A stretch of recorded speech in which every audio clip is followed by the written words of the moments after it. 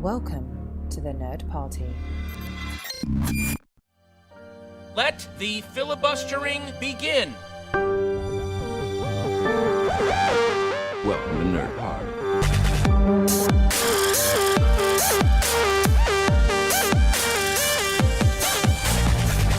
Hello and welcome to Filibuster here on the Nerd Party Network, and I'm Lee Hutchison, and our Edinburgh Film Festival coverage continues, and boy, this is an exciting one. Next up, we have an in-depth interview with Sergio Sánchez. He's written The Impossible and The Orphanage, and has now added directing to his amazing set of skills with The Secret of Marrowbone, just simply known as Marrowbone in the USA, if you're looking out for that movie in the near future. In the second half of this podcast, we'll have some red carpet interviews with the cast and crew of the movie, featuring the actors George MacKay, Mia Goth, Nicola Harrison, producer Belén, Atienza, and the return of Sergio Sánchez. You'll hear a few different voices posing the questions on the red carpet as we all pull together, so a huge thanks to Laura Potier from the National Student for helping me out, and be sure to check out their fantastic coverage. So here's a brief synopsis of Secret Marrowbone. The less you know going in, the better. A young man and his three younger siblings, who have kept secret the death of their beloved mother in order to remain together, are plagued by a sinister presence in the sprawling manor in which they live.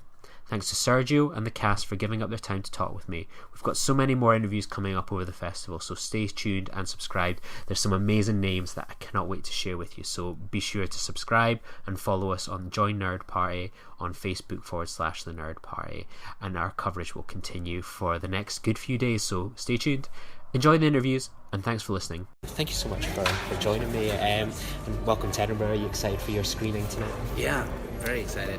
Finally, I've been waiting so long to have it shown in the UK. Yeah, I'm so excited for it there as well. I'm going to be on the red carpet as well tonight, asking you questions, so you'll be sick of my face by the end of it today. Just wanted to kind of ask you, firstly, obviously, congratulations on the film. I think it's fantastic. This is your first directorial feature. How did this kind of come around for you? And this was the moment for you to go. I'm going to go from writer, producer to feature director. I feel like it happened with a 15-year delay, and I never wanted to write, really. I only started writing because nobody would send me. I always wanted to be a director, and I learned to write because nobody would give a script. So I wrote the script for The Orphanage in 1997, 98, something like that, and then I made a short film which had similar themes and atmosphere, which was called 7337. It was a ghost story in the Spanish Civil War. And so showing that the purpose of that short film had always been to show it to producers so that they would let me direct The Orphanage. And while showing that film in film festivals, I met Juan Antonio Bayona, and he had already Guillermo del Toro wanting to produce his first film, so I let him read the script, and he ended up directing it, and I had no idea that it was going to be such a success as a film. And then so I got labeled as a writer. I always wanted to direct, but every time I showed somebody a script, they were like, oh, this would be great for this director or that director. So after making a few films that were successful in Spain, when I wrote this one, I was like, there's nobody else is going to touch this. It's me or no one. You feel that's all your hard work pays off when you get that control. Yeah, this is one for me now. Yeah, it's like I felt almost like the mother at the beginning of the film, just drawing an invisible line. It's after this moment, it's me directing. Absolutely. For someone that never wanted to be perhaps a writer, what is your kind of writing process? How do you go around taking an idea and developing it to script and then handing it in? It's very intuitive, and it's never been the same for two different stories.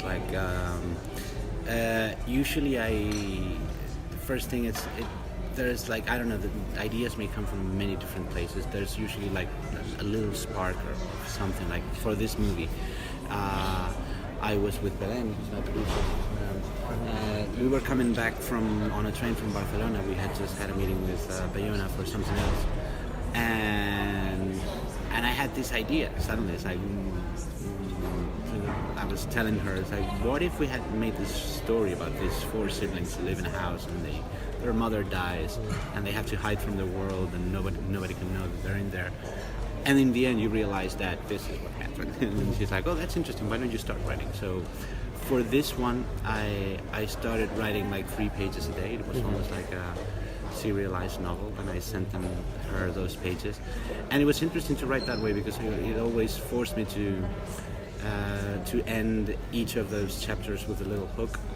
So, and that is a structure that I had never tried before. And actually the film, I always describe it as a Russian doll of a film.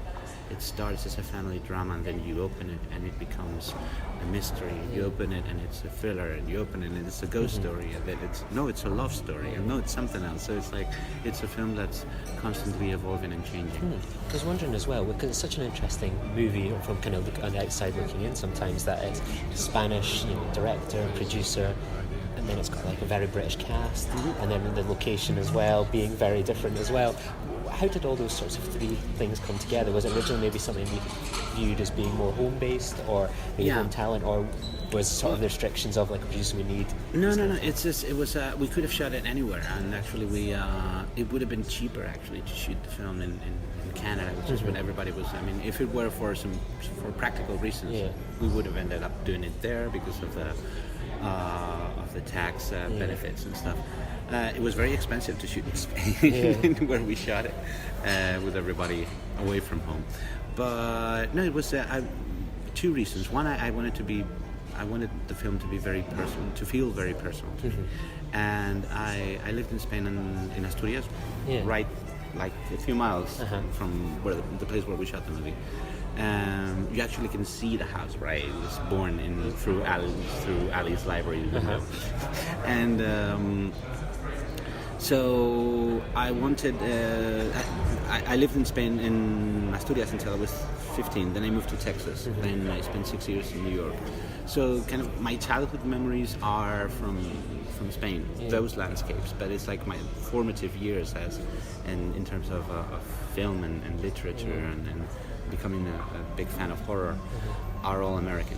So I was interested in mixing those two worlds, but since the film in a way it's sort of like is about those frontier lines between childhood and maturity, reality, fantasy, life and death, I thought it would be interesting to sort of like play with it, give it some strange fantasy aura by shooting it somewhere else.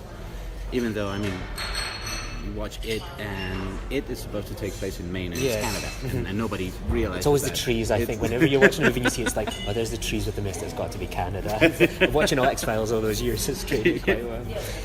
So what was it like bringing your own script to life? Like, obviously this is your big feature. Did all these ideas that you've had for years just sort of all come out in this one kind of movie in a way?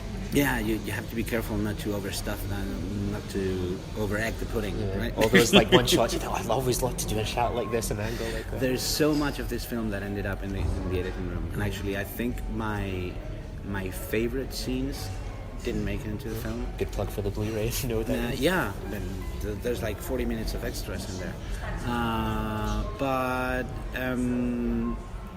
it's one of the things that, I mean, when you put the film, you come into your first feature and you want to do all sorts of spectacular things, and every scene you want it to be fantastic and special, and then you edit the film and it's like, wait, it's like there's too much in here.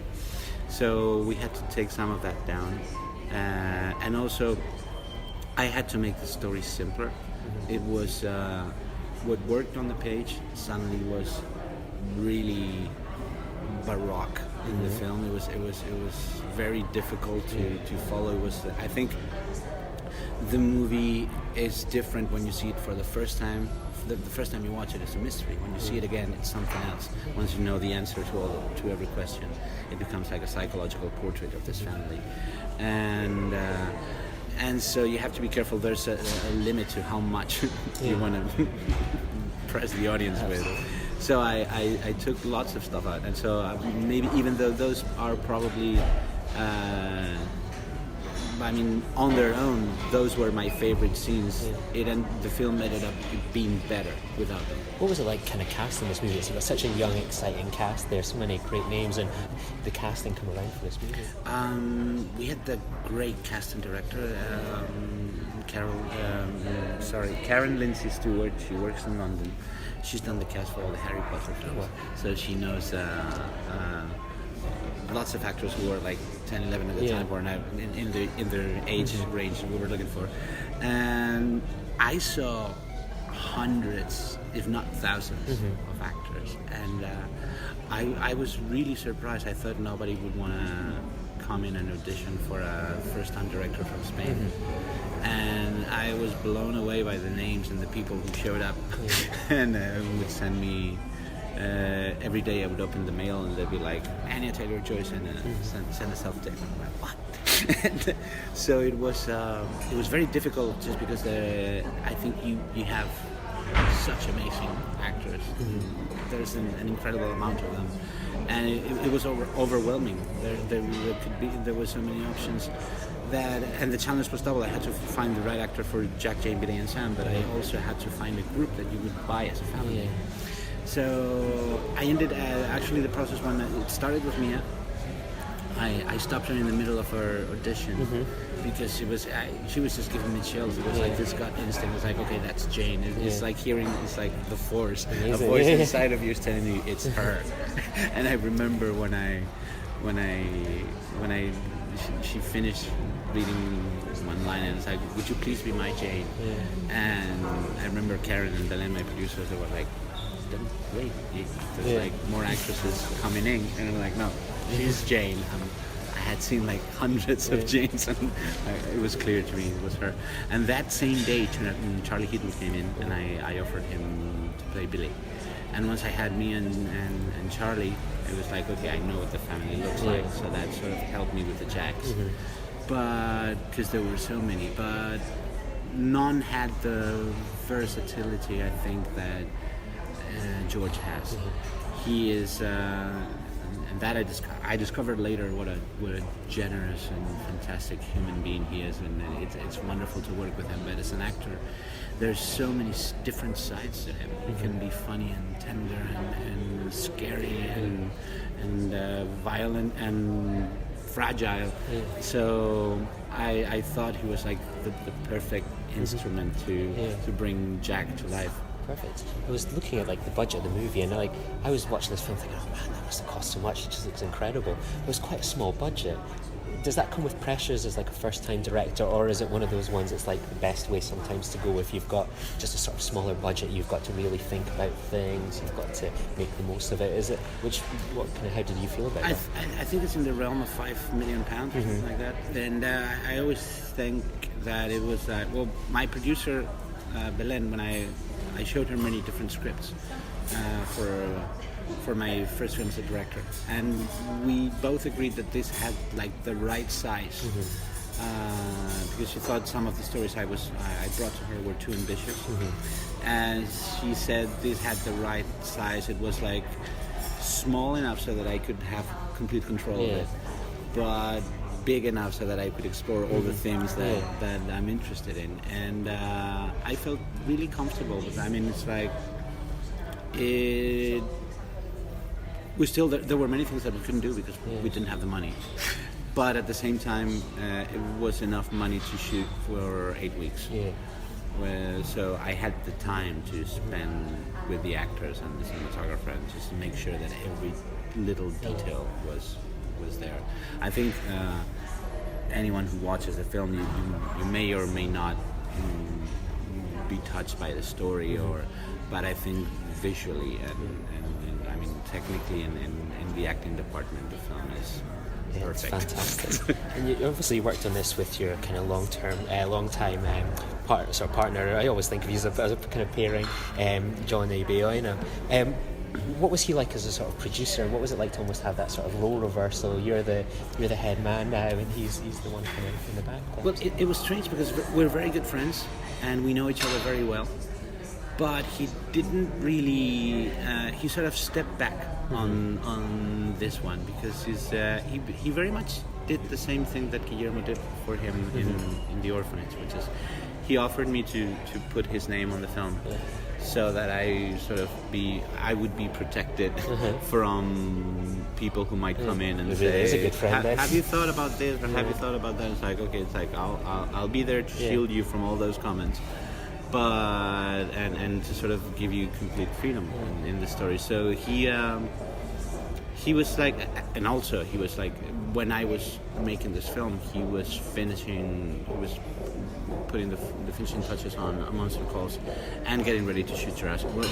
So that he really didn't have that much time. It was after I shot the film that I would go to London very often to show him the different cuts of the film, and there he would make like comments and suggestions. But sometimes I sort of had to fight to get it out of him, because he's so respectful. I mean, being a director is like it's your choice, everything you make. And he didn't want to impose anything.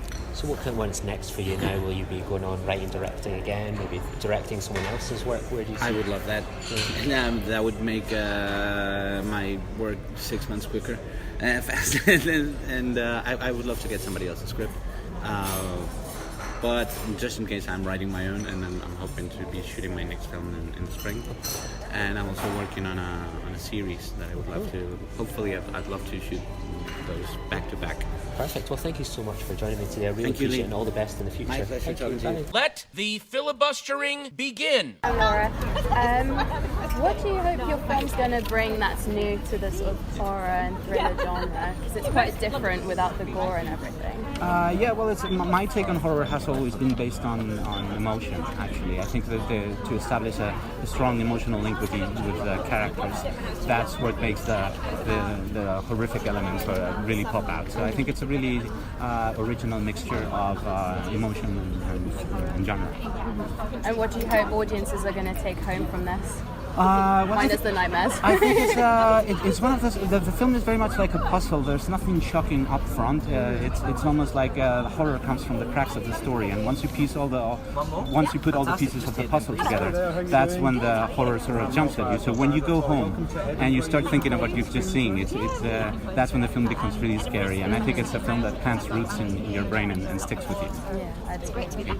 Thank you so much. Thank you. Hi, Lee. Yeah, hi, hello, pleasure to meet you again. I'll try to come with your brand new question. So, how are you feeling as you're kind of about to go into the film? I'm excited, but mostly because it's probably I haven't seen the film in 6 months. Oh, wow. Because after we finished editing it, and I had like this string of festivals, and I never had a distance from it. So I think it's probably the first time that I'm going to be able to watch it and as an audience member. I hope you've got final cut, or it could be a surprise when you go in. Do I have final cut? I think I have final cut. We'll share it. Absolutely. Well, good That's luck. Belén, my producer, by the way. Hello, pleasure to meet Who you. also produced all of Bayona's films. She just made Jurassic World. Oh, congratulations on, I think, still the #1 movie in the world as well. Yep. This one's much smaller. I did notice the little Jurassic Park little necklace as well, so you've got that going for you. Clever girl. Yeah. Yeah. But yeah, thank you very much, and good luck with everything. Thank you so much. Hi there. Hi, pleasure. There you go. Nice to meet you, Nicola. Nice to meet you. What was it that drew you to this production in particular?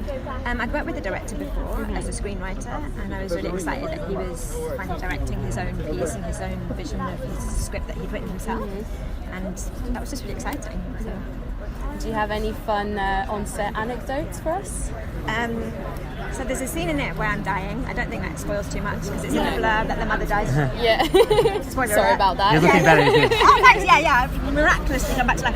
But we were filming in 36-degree heat. Oh, wow. And I was under a quilt, like several quilts in a bed with the lighting on me, and I had a skull cap on with a wig on top of that, and a nylon nightie, 60s nightie. It was so hot, and we were just like, and it was really, it was quite an emotional scene.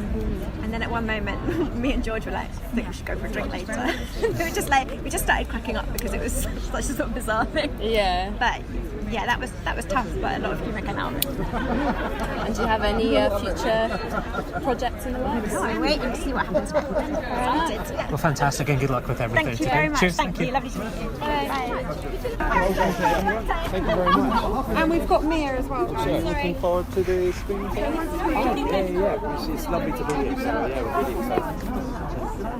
Oh yes, absolutely. I've been looking forward to this for a while. Yeah. What are